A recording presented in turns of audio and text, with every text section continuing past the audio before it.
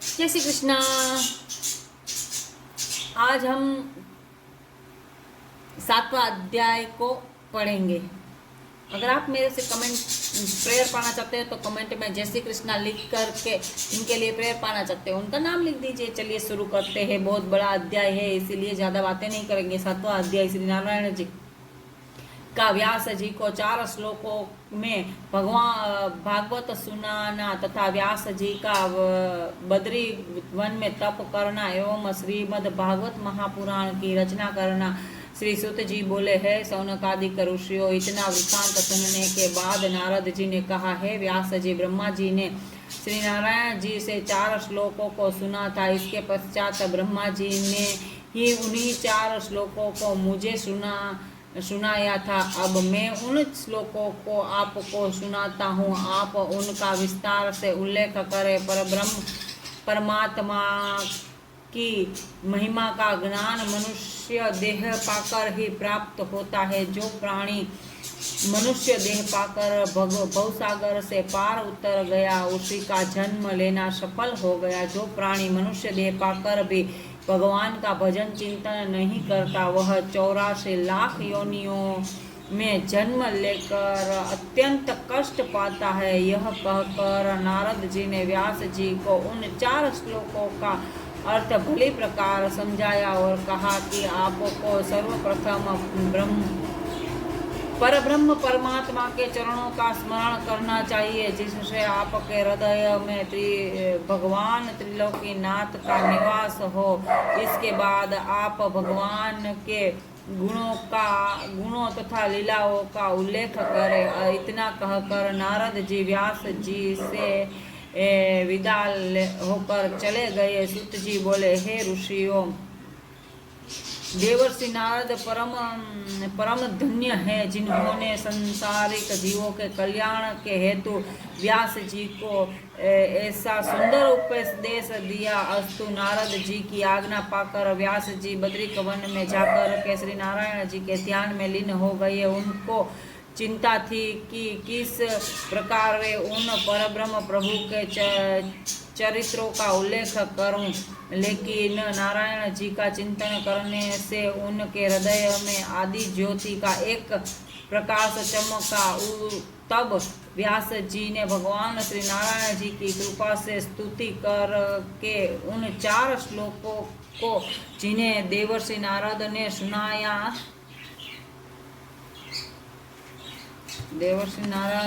सुनाया था विस्तार सहित लिखा। तत्पश्चात ग्रंथ पूर्ण होने पर उनका नाम श्रीमद् भागवत महापुराण रखा और उसे अपने पुत्र सुखदेव जी को पढ़ाया। सुखदेव जी ने उस कथा को राजा परीक्षित को सुनाया, जिससे पढ़ने एवं सुनने से प्राणी माया मोह से छूटकर मोक्ष को प्राप्त हो जाता है। सुखदेव जी राजा परीक्षित से कहते हैं, हे राजन, कुरुक्षेत्र में 18 अक्षिणी सेनाओं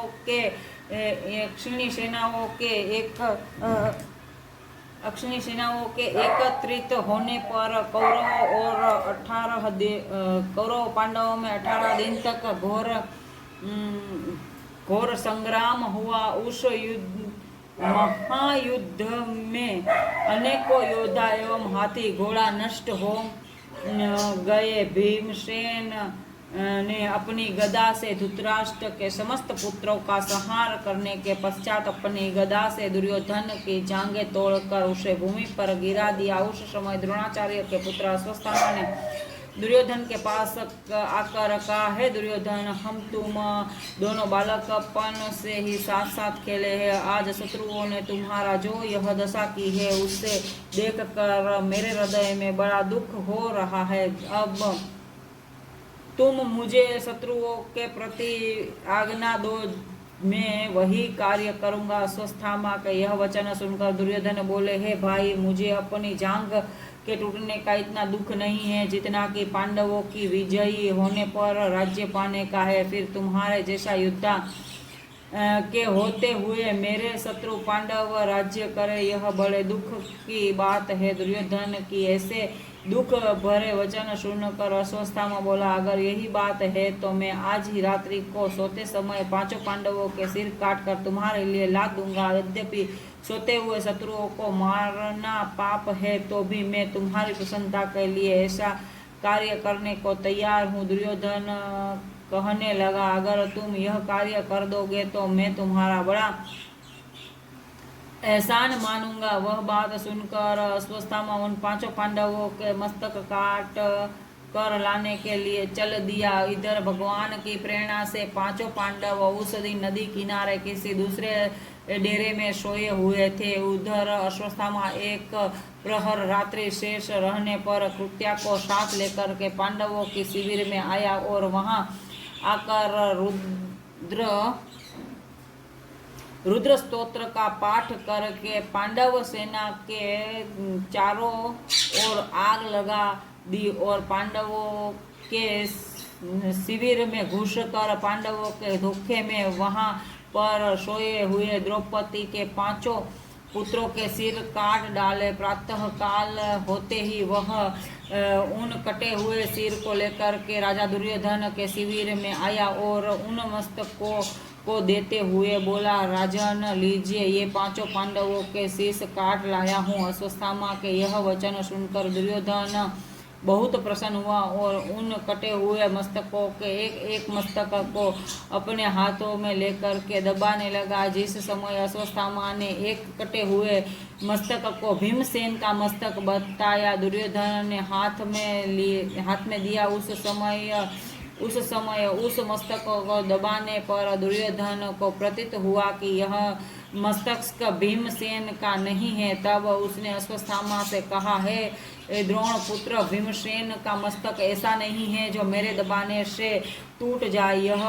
अतः मुझे ऐसा मालूम होता है कि तुम पांडवों के धोखे में उनके ही रूप के समान द्रौपदी के 5 पुत्रों के शीश काट कर ले आए हैं। अतः तुम्हें वृथा ही इन बालकों को मारकर मेरे वंश को लज्जाया। यह कहकर दुर्योधन तुरंत ही विषाद को प्राप्त हो गया। वह जब द्रौपदी ने अश्वत्थामा द्वारा अपने पुत्रों का मस्तक कटने का समाचार सुना, तब उसने बहुत प्रकार के विलाप करते हुए शपथ ग्रहण की कि जब तक अश्वत्थामा नहीं मारा जाएगा तब तक मैं अन्न जल ग्रहण नहीं करूंगी। महाराज युधिष्ठिर एवं अर्जुन आदि को जब यह समाचार ज्ञात हुआ तो वे भी बड़े दुखी हुए। उस समय द्रौपदी ने अर्जुन से कहा, हे आर्य, मैंने यह सौगंध आपके बल पर खाई है, अतः आप जो उचित समझे वह करे। द्रौपदी की यह बात सुनकर अर्जुन ने उत्तर दिया, हे द्रौपदी, तुम धीरज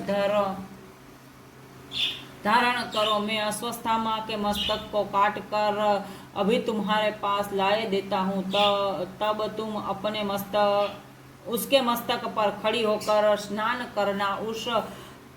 इस तरह द्रौपदी को धीरज बंधा कर अर्जुन ने अपना गांडीव धनुष्य उठा लिया और श्री कृष्णचंद्र से प्रार्थना की कि हे श्याम सुंदर, मेरे रथ को शीघ्र ही अश्वत्थामा के पास पहुंचा दीजिए। अर्जुन की यह बात सुनकर श्री कृष्णचंद्र जी ने रथ को ऐसे वेग से हाँका कि बात में अश्वत्थामा के निकट जा पहुंचा। उस समय अर्जुन को भगवान श्री कृष्णचंद्र को आते देखकर अश्वत्थामा ने अपने प्राणों की रक्षा करने के लिए ब्रह्मा जी के दिए हुए ब्रह्मास्त्र को अपने धनुष्य पर चढ़ा कर के अर्जुन की तरफ छोड़ दिया। जिस समय वह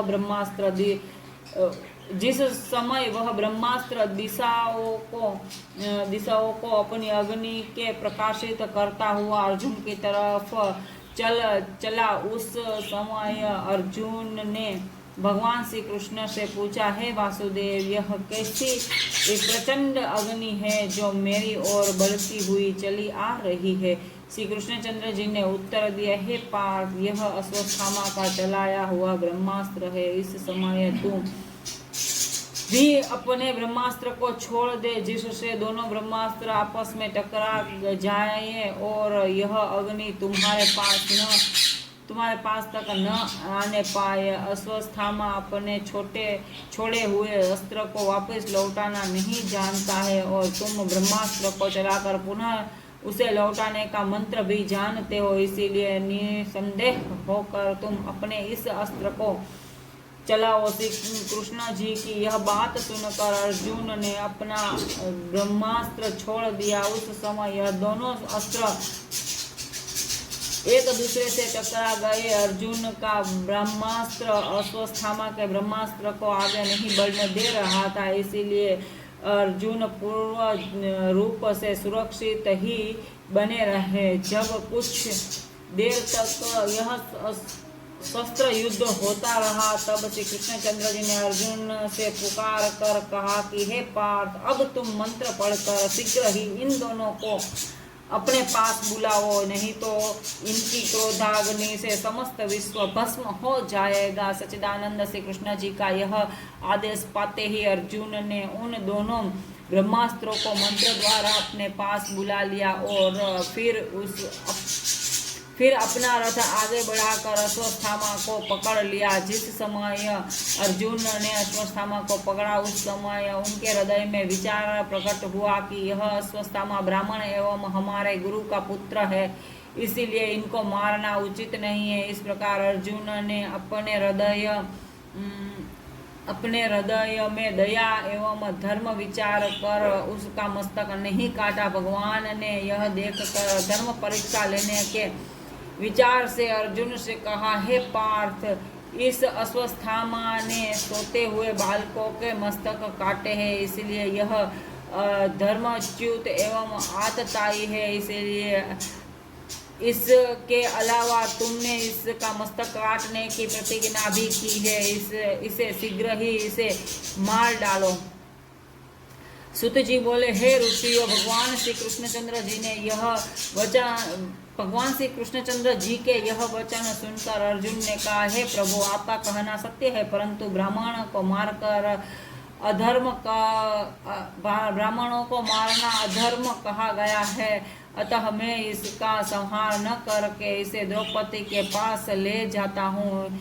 वहाँ पर वह जैसा कहेगी वैसा ही किया जाएगा। अर्जुन की यह बात श्री कृष्णचंद्र जी ने स्वीकार कर ली। तब अर्जुन अश्वस्थामा के हाथ पांव बांधकर उसे द्रौपदी के पास ले आए। द्रौपदी ने जब अश्वस्थामा की यह दशा देखी तो वह अति द्रवित हो गई। इसने श्री कृष्ण भगवान की बहुत प्रकार से स्तुति करने के पश्चात अर्जुन से कहा, हे स्वामी, आपने मेरी प्रतिज्ञा पूरी कर दी है। अब इस ब्राह्मण का वध करने से मेरे मरे हुए पुत्र तो जीवित नहीं हो सकते, इसलिए आप इसे मुक्त कर दे। यह अपने कर्मों का फल ईश्वर से स्वयं प्राप्त करेगा। जिस तरह मैं अपने बेटों के लिए दुखी हो रही हूँ, उसी तरह इसकी मृत्यु होने पर इसकी माता कृपी भी दुख को प्राप्त होगी। कृपाचार्य की बहन थी, इसीलिए कृपी है ना, दुख को प्राप्त होगी। एक बात यह भी है कि इसके पिता से आपने धनुष्य विद्या प्राप्त की है, इसीलिए यह आपका पूजनीय है। इस सब बातों पर विचार करते हुए आप इसको छोड़ दीजिए। द्रौपदी की इस बात को सुनकर धर्मराज युधिष्ठिर, नकुल और सहदेव ने भी उस समय प्रसन्न होकर यही कहा कि द्रौपदी ठीक कहती है। अश्वस्थामा का वध करने से ब्रह्म हत्या के सिवा और कुछ भी नहीं हाथ नहीं लगेगा, इसीलिए इसे मुक्त कर देना ही उचित है। परंतु भीमसेन को इन लोगों की यह सलाह उचित नहीं लगी। तब वे अपनी गदा को भूमि पर पटकते हुए अर्जुन से कहने लगे, हे भ्राता, तुमने अश्वस्थामा का शीश काटने का प्रण किया था, अतः तुम्हें प्रण झूठा करना उचित नहीं है। तुम जो यह कह रहे हो कि इसका वध करने से ब्रह्म हत्या का पाप लगेगा। इसके विषय में मेरा यह कथन है कि सोते हुए बालकों के सिर काटने के कारण जब अश्वत्थामा ने ब्रह्म हत्या का ब्रह्मत्व का अंश ही नहीं रहा, सोते हुए बालकों का सिर काटने से अश्वत्थामा में ब्रह्मत्व का अंश ही नहीं रहा। धर्मशास्त्र में लिखा है कि जो मनुष्य शरण में आए प्राणी सोते हुए बालक तथा स्त्री को मारता है तथा मत वाले पागल हरिभक्त और परमहंस को कष्ट देता है, उससे आतताई समझकर दंड देना राजाओं का धर्म है। आतताई 6 प्रकार के कहे हैं। पहला वह जो आग लगावे, दूसरा वह जो विष देवे, तीसरा वह जो गुरु की आज्ञा न माने, चौथा वह जो ब्राह्मण होकर के अधर्म करे, पांचवा वह जो द्विज में जन्म लेकर के मदिरा पान करे, और छठा वह जो अन्य प्राणियों को मारकर अपने परिवार का पालन करे। ऐसे आतताइयों को निश्चय ही मारना धर्म है। इसीलिए तुम्हें भी अश्वत्थामा को निश्चय ही मारना चाहिए। अर्जुन ने भीमसेन की यह बात सुनकर श्री कृष्णचंद्र जी ने कहा, हे भगवान, अब मुझे क्या करना उचित है? तब भगवान ने उत्तर दिया। भगवान क्या उत्तर देते हैं सुनिए। हे पार्थ, तुमको जो प्रतिज्ञा की है उनका और भीमसेन के कथन, द्रौपदी के आग्रह, युधिष्ठिर के आदेश तथा वेद शास्त्र के उल्लेख का ध्यान रखते हुए कोई ऐसा प्रयत्न करो जिससे सबका मन प्रसन्न हो जाए और तुम्हें कोई पाप भी ना लगे। श्री कृष्ण की ऐसी बात सुनकर अर्जुन ने अपने मन में सोचा कि मुझे कोई ऐसा उपाय करना चाहिए कि जिससे अश्वत्थामा जीवित रहते हुए भी मरे हुए से ही अधिक अपाहिज हो जाए। ऐसा विचार कर अर्जुन ने उसका सिर मुंडकर और उसे तलवार की नोक से चीर कर उसके मस्तक में से वह मणि निकाल ली जो सदा उसके मस्तक में रहती थी। ऐसा करने से अश्वत्थामा जीवित रहते हुए भी मरे हुए के तुल्य हो गया। इसके बाद अर्जुन ने इसे अपनी नगर की सीमा से बाहर कर दिया। इस तरह अर्जुन ने अपनी बुद्धि के बल से सबको प्रसन्न रखते हुए अपनी समस्त प्रतिज्ञाओं का पालन किया। बोले भगवान श्याम सुंदर की जय हो। 7वां अध्याय यहाँ समाप्त होता है। आगे हम 8वां अध्याय पढ़ेंगे। जय श्री कृष्ण।